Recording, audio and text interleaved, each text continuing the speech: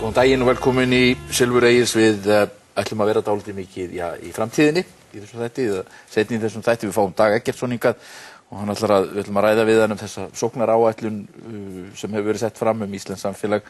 Menn hafa nú sett fram svona áætlanir en kannski oft eru í þeim fögur fyrirheit en málið nú kannski að lifa eftir þeim og fara eftir þeim. Við fáum líka Elías Pétursson sem verktæki í Mosfellssveitinni. Hann eiginlega hætti að fá verkefni í hruninu og fór að reikna og stofnaði nú svona konar þjóðarstofnun bara heima hjá sér og hann búinn að vera að skoða hvernig okkur hefur tekist að stjórna hagkerfinu á Íslandi og hvernig það mun fara hjá okkur ef við höldum áfram á sömu braut næstu 40 árin og það eru dálítið merkilegar upplýsingar og í rauninni ekkert sérstaklega upplífgandi því að óstöðuleikinn hérna og skuldasöfnunin hefur náttúrulega verið í rauninni brjálæðisleg og vara samt að halda áfram á þeirri braut. En við byrjum hérna á vettvangi dagsins með Þóru Kristínu Ásgeirsdóttur ritstjóra Smugunnar, Guðmundi Franklín Jónssyni sem var nú einu sinni selja verðbréf í New York en meðal annars núna á útvarpi Sögu og í hreyfingu sem heitir Hægri grænir. Ólöf Nordal, varaformaður Sjálfstæðisflokksins og Jón Þórisson, arkitekt. Jón náttúrulega hefur verið í þessari miklu undirskriftasöfnun og átaki til þess að fá magmasamningunum rift og allir þeirri umræðu orkumálin. Og það er þar sem við ætlum að byrja. Og þetta náttúrulega mjög, við erum komin í svolítið skrýtna stöðu með þetta. Undirskriftirnar eru sennilega að verða 50.000 eða eitthvað svoleiðis. Já, rúmlega 48.000. 48.000 og það þýðir að þessi krafa orðin geysilega hávær að eitthvað verður gert og einhvern veginn þannig að stjórnvöld geta ekki ignorera þetta, maður sér það illa, en samt eiginlega ekkert að gerast. Við erum með stjórnlagaþing framundan, þar sem að þessi orkumál verða svona rædd, ég gerir ráð fyrir að það verði jafnvel stærsta málið á stjórnlagaþinginu, eða kannski næst stærsta málið. Hvað finnst þér þessa stöðu, Þóra Kristín? Já, ég hef alltaf verið mjög ósátt við sölu HS Orku og það og vil að þessi gerningur gangi tilbaka en mér finnst leið ofsalega sorglegt hvað fólk í raun og veru að taka við sér seint vegna þess að það hefði auðvitað átt að bregðast við á fyrri stigum málsins og ef við tökum bara til dæmis Keflavík eða Reykjanesbæ og áframhaldandi sama meirihluta þar og hóf þennan gerning eftir síðustu sveitarstjórnarkosningar að þá sýnir það náttúrulega að fólk var ekki mjög meðvitað vegna þess að ég veit það og þekki það vel til á Suðurnesjum að það var mikil óánægja með þessa sölu og hún var þverpólitísk. Sjálfstæðismenn margir voru líka mjög óánægðir með þennan gerning en í rauninni það sýndi sig ekki í kosningunum og síðan þá hefur verið í rauninni haldið áfram á þessari braut. Ríkisstjórnin hefur lýst yfir og ég veit að það vilji til þess, allavega innan VG, að vinda ofan af þessum gjörningi. Mér skilst að það sé einhver hreyfing, það eitthvað væntanlegt, það eitthvað að gerast í þessari viku eða næstu viku. Ég veit ekki hvað það ég vona innilega að menn finni einhverja leið til að menn segja sem svo að þetta sé ekki, Ólöf, að þetta sé síðan þetta sagt, að það þurfi þó að koma fulla bætur fyrir, þetta sé gengið í gegn, Magma sé þegar orðið eigandi af þessu fyrirtæki og að þetta sé búið gert. Það alveg klart mál. Ef mann ætlar sér að fara að rifta þessum einhverjum hætti, þá það ekki gert bótalaust. Það alveg klart. Þannig að mér finnst þetta sérkennilegt að þetta mál skuli koma svona inn í þetta. Þetta má segja afstæðið mál, að búið að gera þetta. Magma búin að kaupa þennan hlut samkvæmt núgildandi lögum og það var samþykkt á þinginu á árinu 2008. Þá eru orkuauðlindirnar í eigu íslensku þjóðarinnar. Það eru opinberir aðilar sem eiga auðlindirnar. Hér verið að tala það hvort þessi óeðlilegt að menn komi að nýtingu auðlindanna, en það að segja erlendir aðilar. Og þá hlýtur maður að spyrja sjálfan sig að því.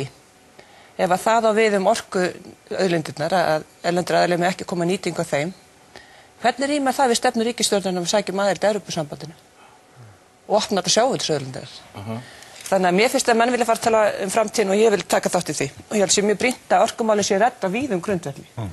Sem hluti af annarri auðlindanýtingu líka, auðlindunum í heild sinni. Og það held ég sé ekki hægt að afmarka þetta mál eins og hér gert og haldi séðan áfram með sjávarútvegsauðlindinni í fullkomnu óvissu í umsókn til Evrópusambandsins. En þessi nýtingarréttur í þessum samningi var náttúrulega í raun eignarréttur og það ekki hægt að tala eins og auðlindirnar þar sé Alþingi hafi lýst yfir vilja til þess að auðlindir séu áfram í eigu almennings þegar veruleikin allur annar. Þarna var þessu fyrirtæki komið í hendur einkafyrirtækis í trássi við vilja almennings.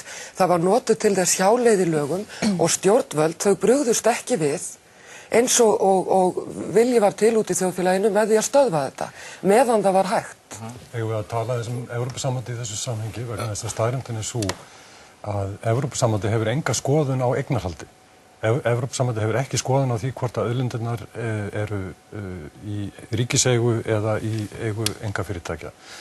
Evrópusambandi með undanþágu ákvæði sem að íslensk stjórnvöld hefur getað sótt að nýta sér hér sem fjallar það að orkufyrirtæki með færri en 100.000 neytendur þurfa ekki að markaðsvæðast.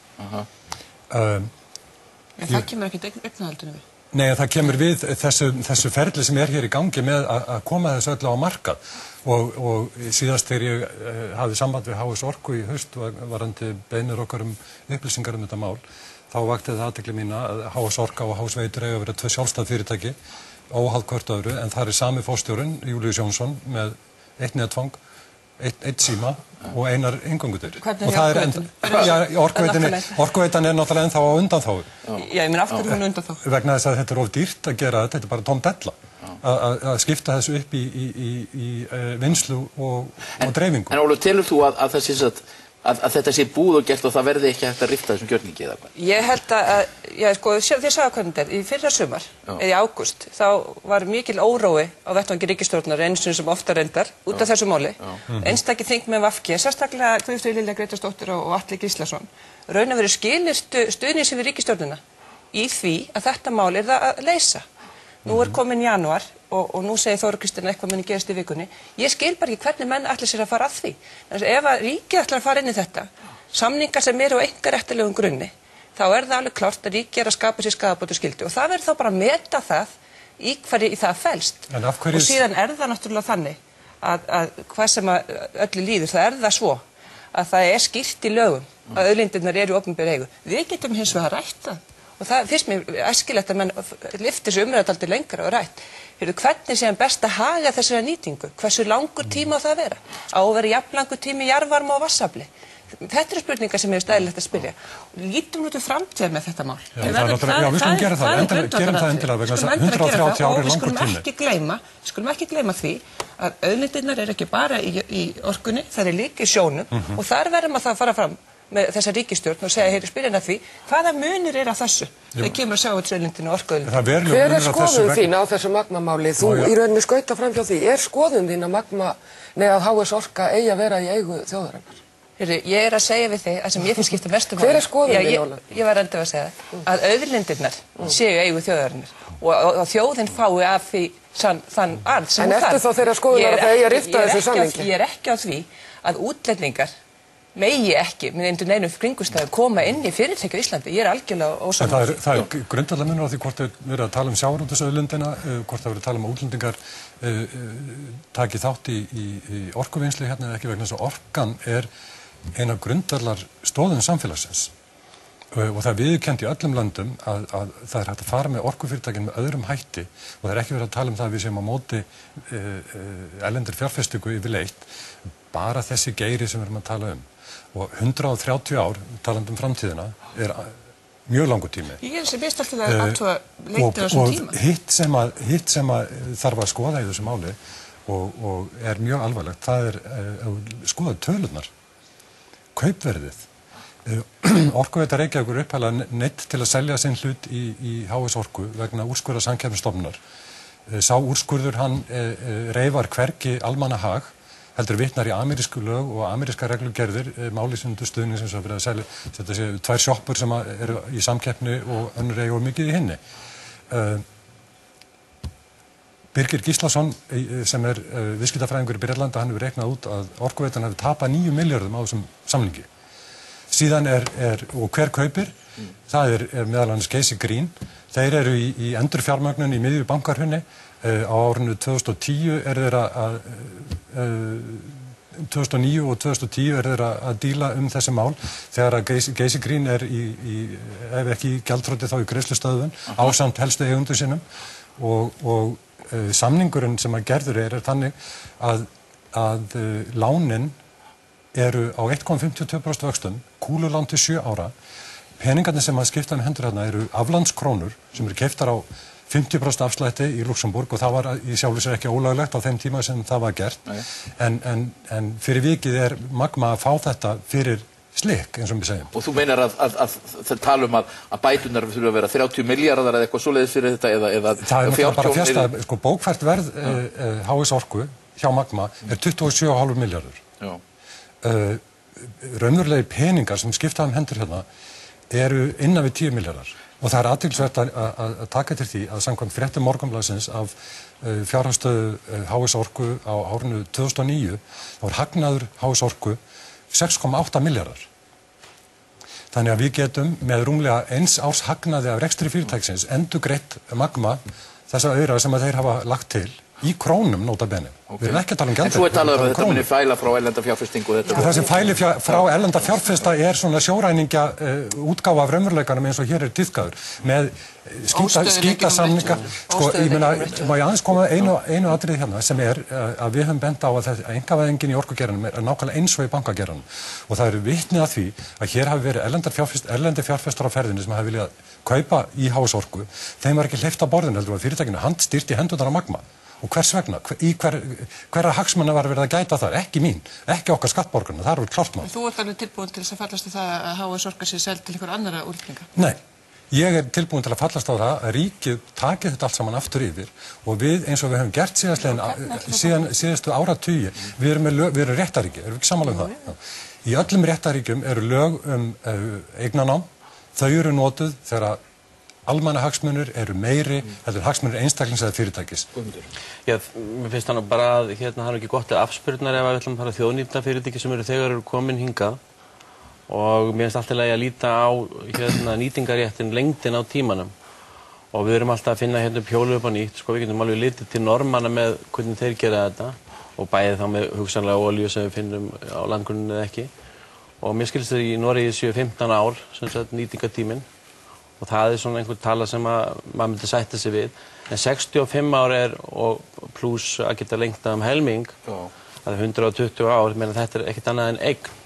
Já, það eru margar kynslóðir gengnar áður en það er farið, það er alveg, já, og það er einhvern veginn, það finnst mér kannski vera það fjarstæðukendasta í málinu.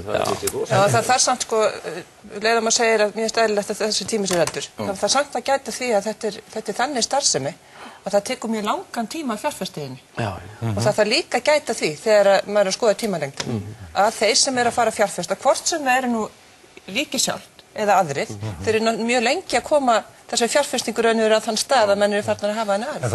Það skiptir verulega máli þegar við erum að meta lengdina. Ég er sammála það, en talandi um fjárfestingar í orkugeiranum, þá er athyglisvert að hafa í huga að Ísland er þegar orkustórveldi. Við framleiðum margfalt meiri orku, við framleiðum held ég 5 sinnum meiri raforku heldur en normenn. Við höfðatölu. Svo pick up það. Já, nákvæmlega. Það er ágætis viðmiðin hér. Og jafnvel þó við tökum inn ríki eins og Sádi-Arabíu og Katar og fleiri olíuríki, þá eru við samt orkustórveldi.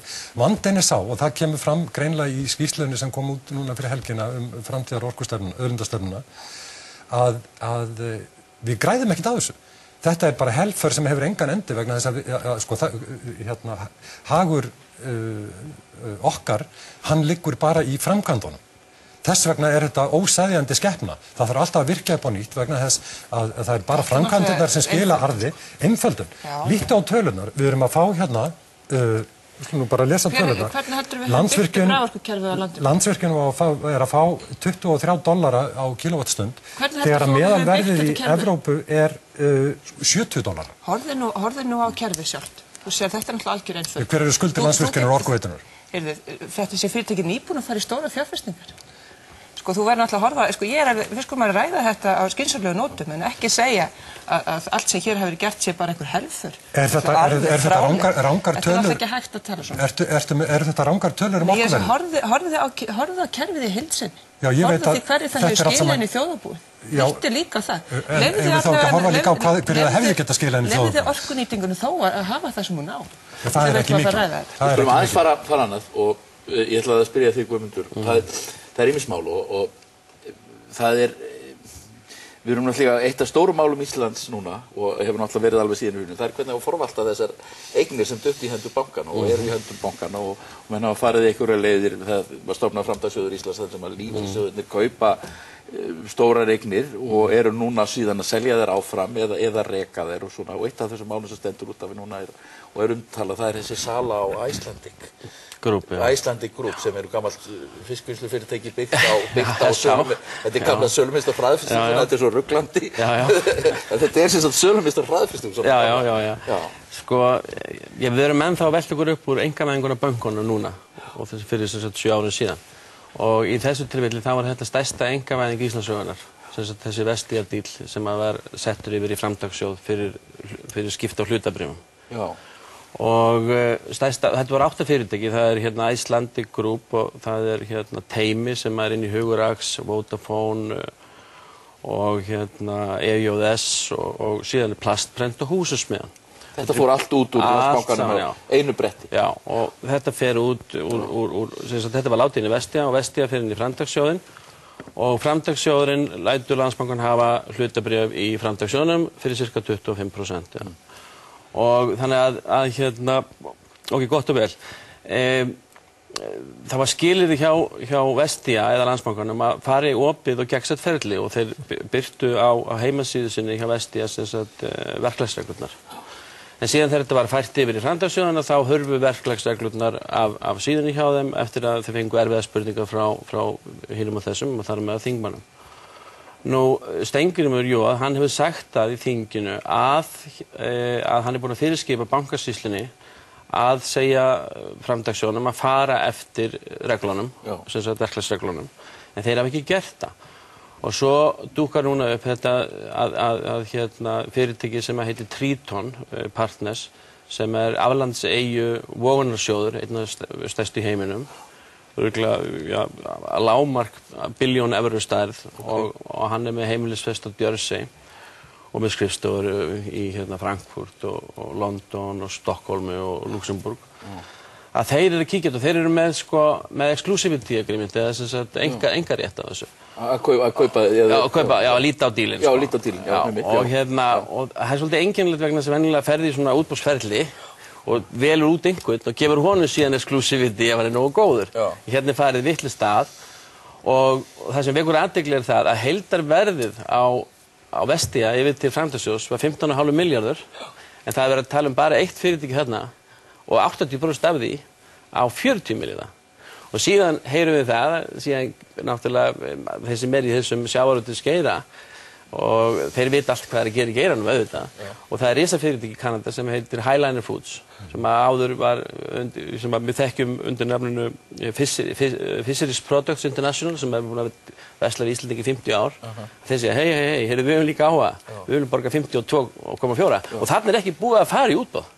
Þannig að hver veit hvers virði fyrirtæki, það getur verið 70 milljarðar, það getur verið 100 milljarðar, við vitum það ekki. En við vitum það ekki nema að þessi menn gera þetta eftir sín megin reglur sem þau bjuggu til. Og það er bara málið. Fólk er, ef það er verið að gera þetta öðruvísi, að þá sáir það, skilurðu, einhverjum efasemdum og En nú dukkar upp gamli stjórnarformaður Icelandic Group sem maðurinn sem er að forvalta þetta fyrir Triton. Já, og stór eigandi, hann átti, ekki gleyma því að hann átti 21 og þeir saman áttu 21% rúmt í Icelandic Group. Er þetta ekki bara til vitnis sem að hér hefur ekkert breyst? Jú, nákvæmlega. Og það er sem ég er að segja, við erum alltaf að fókusera á þessa útvarpsauglýsingablessaði sem er fínt að gera og selur eflaust blöðin vel. En við verðum að horfa á það sem er að gerast í þjóðfélaginu akkúrat núna því það eru svoleiðis rosalega myrkraverk í gangi og spilling beintir fram að nefa á okkur sem að við verðum bara að reyna að gera hlutun upp og ef við ætlum að hafa hérna nýtt land, nýtt Ísland eins og allir að tala þá verðum að byrja á því að fókusera á það sem að gerast núna en ekki það sem var að gerast fyrir löngu síðan. En það verðist náttúrulega að vera svona eins og þessi að myndast einhver ný yfirstétt og það þessi yfirstétt sem að einhvern veginn að reyta, að stjórna allir því sem fór inn í bankana. Já, pikka trjánum. Þetta bara alveg fellegt. Mér finnst þetta óskiljanlegt ferli og ég nú, eins og ég hér að setja minni þetta og þetta alveg óskiljanlegt hvernig menn ætla að fara að þessu og ég hefði viljað sjá einhverja svona, fyrir utan það svona lágmarkskröfu menn fari nú eftir þessum reglum og það var mikil áherslu lögð það í þinginu að þessar reglur yrðu settar og eftir þeim yrðu farið. Það hefði ég líka haft gaman að því að menn myndi einhvern veginn hugsa sér að koma þessu fyrirtæki sem fyrir fyrst út á markaðinn aftur og jafnvel leyfa okkur Íslendingum sjálfum að fá eitthvað af þessum fyrirtæki sem eru að koma út. Mér finnst engin slík hugsun verið í gangi, þetta allt saman lokað inn einhverjum hjúp og ég tók eftir því að þetta var rætt að fundi viðskiptanefndar að föstudaginn núna var og eftir þann fund sýnist mér að menn séu ennþá ringlegri heldur en áður það. Hvað þarna á ferðinu? Þetta bara sömu vinnubrögði nú í sambandi við Magma og ég hef nú verið að reyna að dansa við stjórnvöld í því máli og beita þeim, nota þær reglur sem þó eru okkur til stuðnings eins og upplýsingalög og við hefum sendt beiðnir á Landsvirkjun og öll ráðuneyti og svo framvegis. Ríkisvaldið fylgir ekki einu svona eigin lögum. Ég meina næsta liggur fyrir, það nú, ég ætla nú ekki að gefast upp en manni fallast hendur þegar maður þarf orðið að kæra ráðuneyti vegna brota til dæmis á upplýsingalögum. Hvorki fjármálaráðuneyti né utanríkisráðuneyti hafa svo mikið sem sagt sveiðir við beiðni minni upplýsingar orkumálin sem ég þó lagði fram í september og samkvæmt lögum hafa þeir 7 daga til þess að svara, síðan einhverjar vikur. Úrskurðarnefnd upplýsingamáli vita gagnslaus vegna þess að ég kærði úrskurð Orkuveitu Reykjavíkur, eða niðurstöðu Orkuveitu Reykjavíkur og Landsvirkjunar að þeir teldu sig ekki falla undir upplýsingalög, sem nú furðulegt, fyrirtæki sem þó í opinberri eigu. Úrskurðarnefnd upplýsingamáli ekki ennþá búin að afgreiða málið, sem kom til þeirra í september. Þetta bara vita ónýtt allt saman. Þóra, þú skrifaði pistil á Fluguna vefinn svona, það sem þú nefnir þöggun. Já, ég var að tala mál Ragnhildar Sigurðardóttur sem mér finnst lýsandi. Af því að við erum núna, af því að við vorum að tala orkustefnunefnd áðan og við erum í rauninni að sjá að það verið að boða endalok stóriðjustefnunar sem að voru hérna ákveðin trúarbrögð, líkt og einkavæðing bankana og það sem á eftir fylgdi. Þetta voru ákveðin trúarbrögð, það mátti ekki gagnrýna.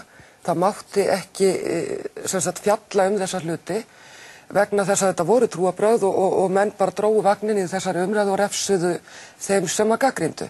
Í því lendir hún að í þessu stríði að þá rugla menn saman vísindalegum niðurstöðum og staðreyndum saman við skoðanir. Hún að vinna matsskýrslu vegna Norðlingaölduveitu og lendir í því að þegar að þessi matsskýrsla er birta þá búið að taka úr henni kafla og breyta orðalagi. Hún gerir athugasemd við þetta í óþökk orkufyrirtækjanna sem í hlut eiga og henni refsað fyrir það með því að hún fær ekki verkefni fyrir þennan Geira árinu eftir og fær síðan ekki verkefni hjá iðnaðarráðuneytinu sem starfsmaður rammaáætlunar vegna þess að Hjörleifur Stefánsson, þáverandi forstjóri Orkuveitu Reykjavíkur, Hjörleifur Kvaran, þáverandi forstjóri Orkuveitu Reykjavíkur, kemur í veg fyrir það, þar sem að hún sé ekki nægilega óumdeild, þar sem að hún hafi skoðanir, hún sé náttúruverndar sinni, af því að hennar niðurstöður að þær þóknuðust ekki trúarbrögðunum, þóttar væru vísindalegar og í rauninni óhlutdrægar, að þá var hún komin með þessa óurlegu skoðun og þá mátti ýta henni til hliðar og refsa henni. Og þetta það sem gerðist í þessu ferli, ekki síður en í bankaruninu. Já. Og við erum núna að fara að gera þetta upp, held ég. Ég vona það. En þið finnst þetta er þetta ennþá tilhneiging í stjórnkerfinu? Ég held að þetta sé alltaf tilhneiging í stjórnkerfinu vegna þess líka bara hvernig við Íslendingar erum. Vegna þess að við erum keppnisþjóð og við tökum eitt mál fyrir og við setjum það á oddinn eins og trúarbrögð og við refsum fólki sem að talar ekki eftir þessari talar ekki eins og liðið. Við erum þetta kristallast bara í bankaútrásinni, þetta kristallast í handboltanum og við sjáum þetta allstaðar. Þegar við tökum okkur til þá bara geysust við fram á völlinu og það má ekki má ekki gagnrýna. Það má ekki gagnrýna. Það sem er svakalegt, finnst mér, það að sá tónn sem að maður mætir núna nákvæmlega eins og fyrir hrun. Þrátt fyrir niðurstöðu þingmannanefndar. Já. Það man enginn, það var nú góð senan í áramótaskaupinu þegar Páll Hreinsson búinn að segja eina setningu þá kemur blaðamaðurinn og öskrar eldgos og þar með glemdu við bankaskýrslunni. En við erum það svo sem ýmislegt að gera. Það sem ég var að segja það það iðnaðarráðherra í rauninni þegar umboðsmaður Alþingis tekur á þessu máli og úrskurðar Ragnhildi Sigurðardóttur í vil að það hefur verið troðið á hennar skoðanafrelsi og ráðuneyti hafi brotið lög. Þá í rauninni stígur iðnaðarráðherra fram og umgengst þetta álit eins og skoðun. Og þá byrjar maður að hugsa, hefur eitthvað breyst? Er þetta nú orðið skoðun? Ég meina það fer fram rannsókn að því hvort að umferðarlög hafi verið virt í stjórnsýslunni. Hún hnígur að því að þau hafi verið þverbrotin, þá er þeir skoðun og síðan bara áfram. Það hefði fyrir því að umboðsmaður Alþingis sé, og það er nú frá hefur verið dálítið lengi að umboðsmaður Alþingis sé svona eins konar álitskefi, bara eins og maður sem komið svona þá. Á það ekki við Hæstarétt líka? Ekki manni búið. Það er ýmislegt að gerast og kannski, sömuleitis svo frétt vikunar sem verður kannski minnisstæðust er bankastjóri Landsbankans leiddur burt af lögreglu og settur í gæsluvarðhald. Já. Og maður svona, maður spyr. Þetta er náttúrulega mjög sorglegt fyrir náttúrulega aðstandendur þessa fólks og auðvitað segjast þeir allir vera saklausir og maður verður að segja sem minnst þetta vegna sem maður vill ekki særa neitt en fangelsin í heiminum þau eru öll full af föngum sem segjast vera saklausir. Já. En fólki finnst mjög skrítið og maður sér á viðbröðunum að það er svolítið önnur viðbröð þegar maður í jakkafötum sem vanur að gangi í jakkafötum settur í fangelsi en maður sem stelur í 10-11. En hann er kannski heppinn að vera ekki í Bandaríkjunum. Við sáum hvað gerðist fyrir Madoff, þeir náttuðu drápan og hendi hann eggjum og útúða, hann er kannski heppinn að vera hérna í Íslandi. En þessum rannsóknum, ég veit ekki, þú ert náttúrulega löngu komin út úr þessu Jón, en þessum virðist vera með eitthvað áfram.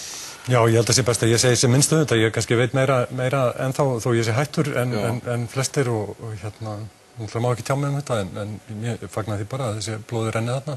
Já.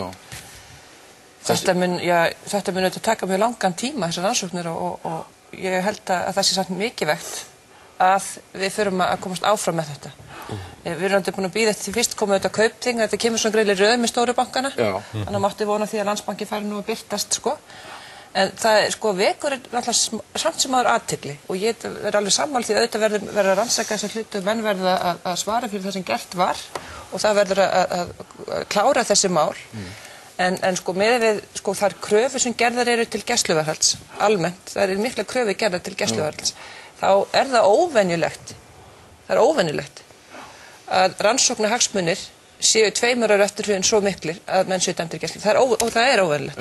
En vitandi það hvað kröfurnar eru miklar, þá verður mjög áhugavert að sjá hvað er þarna á ferðinni. En þannig að yfirleitt eru menn dæmdir í gæsluvarðhald vegna þess að þeir geta spillt rannsóknarhagsmunum. Og þegar 2 ár eru liðin frá því að brot áttu sér stað og öll vitni hafa verið á landinu, þá er þetta óvenjulegt. En mér finnst nú kannski bara vegna þess að það var nefnt hérna, en mér finnst það algjört aukatriði mál. Aðalatriði er að það þarf að klára þessi mál og svo eru fjölda af önnur mál. Þetta er bara byrjunin núna. Já, sem er eftir að koma fram og maður hefur líka áhyggjur af því að við munum árum saman vera að klára þetta og ég vona bara að það gangi sæmilega fyrir sig og ég vona líka að við munum ekki síðan lenda í kjölfarið sem við höfum gert oft í stórum efnahagsbrotamálum á Íslandi. Það hafa þau oft orðið farið mjög sérkennilega síðan þegar komið til dóms. Við getum tekið kaffibaunamáli, við getum tekið hafskísmáli, við getum tekið olíumáli 1960, við getum tekið baugsmáli, við getum bara tekið málverkafölsunamáli. Það sem fjall bara formsatriðu, gríðarlega mikilvægt mál. Það er þetta ágefni að dómstólinn... Ég held að saksóknarnir sé að reyna að fara svo gætilega, en það svo hrættir öll þessu formsatriðu. En er það ekki rétt að dómurum sé heimilt að afla sér sérfræði þekkingar til dæmis í efnahagsbrotum? Ég meina, ef það koma mál varða heilsufar fólks, þá eru kallaði til læknar. Jú, í héraðsdómi. Í héraðsdómi, já. Þetta verður náttúrulega fjölskipað héraðsdómur. Já. Klart mál. En þetta ég er alveg samanlegur um það er ágefni hvernig önnur mál hafa farið. Ég ætla að gleðja þjóðina með því að enda þetta panel okkar á ISAF og nú það það í nefnd en nú Alþingi að koma saman á morgun og líklega kemur Icesave til kasta þingsins síðar í þessum mánuði og þetta gæti verið lokasennan, þetta gæti verið lokaumferðin, við vitum ekki og það veldur náttúrulega líka á forseta Íslands af því að nú að tala um Landsbankann og svona, þá veldur mann svona fyrir sér hvers vegna Icesave hefur ekki verið rannsakað sem glæpamál. Já, akkurat. Það því að staða Landsbankans virðist nú hafa verið þannig á þeim tíma miðað við það hafið þið verið að falsa áskýrslurnar eins og sagt að þeir hafa verið að gera þá gáttu þeir náttúrulega ekki verið að fara fram með slíka söfnun nema þá vitandi að það verður bara að brjóta af sig. Ef ég má byrja þá það eins og stjórnvöld sé að selja skilur þennan nýja samning á móti hinu gamla samningi. Þannig að þetta er svolítið verið að reyna að fá fólk til þess að halda það að sé bara 2 kostir. En það einn kostur annar og það það að borga þetta ekki vegna þess að okkur ber ekki að borga þessu ólögverðu kröfu. Og Lee Buchheit, sem fór fyrir síðustu samninganefnd, hann sagði það sjálfur á þingi í American Icelandic Chamber of Commerce í New York að hans persónulega skoðun væri sú að við ættum ekki að borga þetta. En hann var fenginn af stjórnvöldum til þess að fara og semja og koma með samning heim. Þannig að hann gerir sína vinnu bara á sitt besta.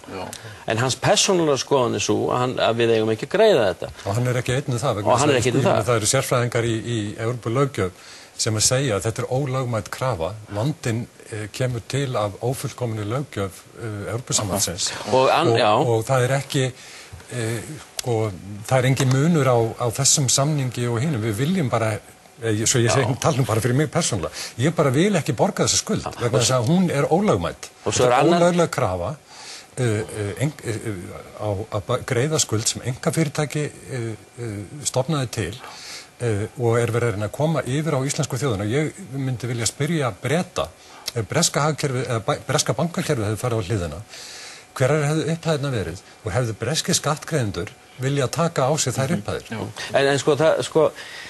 Það sem mjög athyglisvert sem kom fram í viðtali við Davíð Oddsson, vininn, í Viðskiptablaðinu, að þar segir hann að það til upptak í Seðlabankanum sem af honum að tala við Mervyn King, Englandsbankastjóra, sem einn af voldugustu mönnum í Bretlandi og voldugustu bankamönnum í heiminum og hann segir það til á upptöku að Bretar ætli aldrei að rukka okkur þessa peninga og við eigum ekki að greiða okkur ber ekki að greiða og af hverju þetta ekki notað?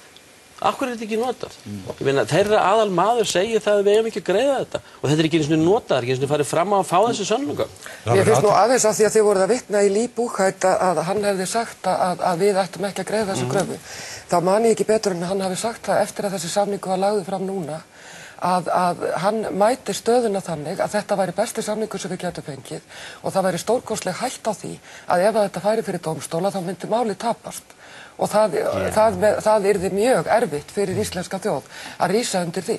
En það við slum taka eftir núna hvernig umræðan verður á næstu vikum vegna þess að okkur hefur verið lofað eldi og brennisteini í hverju skrefi ef við hlítum ekki stjórnvöldum. En af því að þú varst að vitni Lee Buchheit. Já, ég var ekki vitni, en okkur hefur lofað eldi og brennisteini í hverju skrefi ef við samþykktum ekki samningin á morgun eða hinn daginn allra síðasta lagi fyrir helgi og alþjóðasamfélagi, ég veit ekki alveg hvaða klúbbur það myndi útskúfa okkur og svo framvegis. Það verður ekkert af þessu staðist. Markaðir átt að hrynja og ég man ekki hvað þvílíkar gífur það yfirlýsingar sem að stjórnvöld hafa látið. Já, og heyrðu, CCP búin að fæna sig, Marel búin að ná sér í pening og núna síðast var það Coca-Cola, Spánverðin til það. Jósef Stiglitz hann segir markaðir hafa ekkert minni.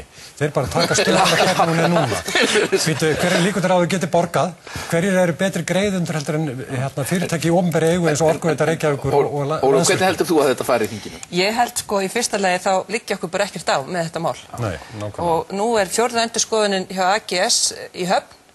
Þetta er rétt sem hér hefur komið fram. Hér hafa fyrirtæki verið fjármagnað sig ágætlega. Það er engin frostaveitur á Íslandi þannig að okkur liggur ekkert á. Við þurfum auðvitað að fara mjög rækilega fyrir þetta. Þetta er 3. skipti sem þessi sama ríkisstjórn kemur með Icesave-samning. Og munurinn sem virðist vera á þessum samningi af þeim fyrsta er svo mikill að við getum rekið íslenska menntakerfi árum saman fyrir þann mismun. Og í 3. sinn kemur fjármálaráðherrann og segir að nú sé komið mjög góð niðurstaða. Og þekkjandi það sem hafa gekk á undan þá er bara full ástæða fyrir okkur að fara mjög rækilega fyrir þetta mál. Við sjálfstæðismenn tókum auðvitað þátt í því að setja þetta mál í þennan farveg að semja. Og en þó alltaf með þeim fyrirvara að okkur bæri ekki lagalega skylda til að borga þessu skuld. Það er að meta það, hvort að við myndum ná viðunandi samningi með við það áhættu sem að væri í því að fara með mál fyrir dóm. Þetta er verkefni okkar núna að gera þetta.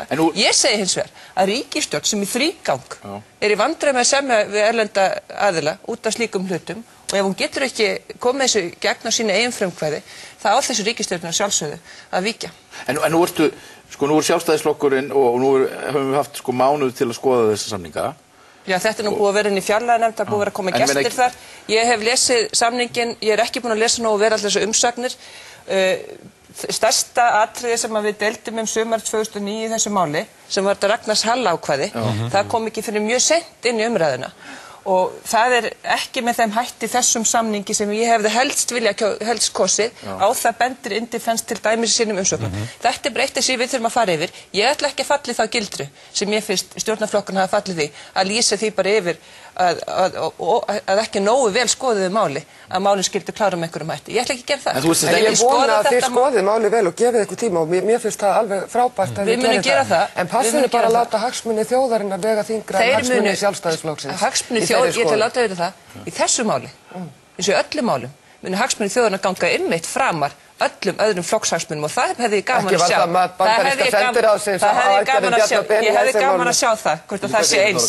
Nei, ég ætla að klára þetta. Ég hefði gaman að sjá hvort að það var eins eða aðrir menn meta ICE-samninginn. Þetta skeyti sem að Þóra er að vísa til sem kom fram í Wikileaks að Bjarni Benediktsson hefði sagt það við ameríska sendiherrann eða staðgengil hans að það væri flokkshagsmunir sem að réðu. Þetta var bara rangt. Það kann að vera. Flest af því sem kom fram. Það væri flokkshagsmunir sem réðu ferðinni í afstöðu Sjálfstæðisflokksins til ICE en ekki hagsmunir þjóðarinnar. Þetta er ekki málefnilegu málflutningur. En eigum við að Já, við skulum vera að klára þetta. Eitt atriði í ICE-samningnum er vextirnir og það er mikið deilt þá. Og ég velti fyrir mér og fleiri hvernig ætlum við að breyta, krafan er í erlendum krónum. Eignirnar eru að verulegu leyti á Íslandi í íslenskum krónum og spurningin er íslenska ríkið er bara með tekjur í innlendri mynt.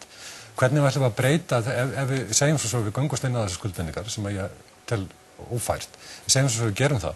Hvernig ætlum við að búa til þann gjaldeyri sem þarf til þess að greiða skuldanum? Getur verið að stjórnvöld hafa enga sérstakar áhyggjur af vöxtunum, hvort þeir eru 3,5 eða 3,4 eða 6% vegna þess að þeir ætla að nota lán frá Alþjóðagjaldeyrissjóðnum sem eru á 5,5% til þess að greiða þetta. Sem við sögum reynda með gamla samningin að hann hefði verið þannig að krónan hefði verið feig ef að hann hefði verið samþyktur. Það var öllu leyti ómögulega. En við skulum hætta þessu í byrji þannig að byggja ykkur að sitja aðeins áfram. Jón ætlar að kveðja Jón, þakka þér fyrir að koma í þáttinn og fæ stuttarstund Guðlaugu Kristjánsdóttur sem er formaður Bandalags háskólamanna.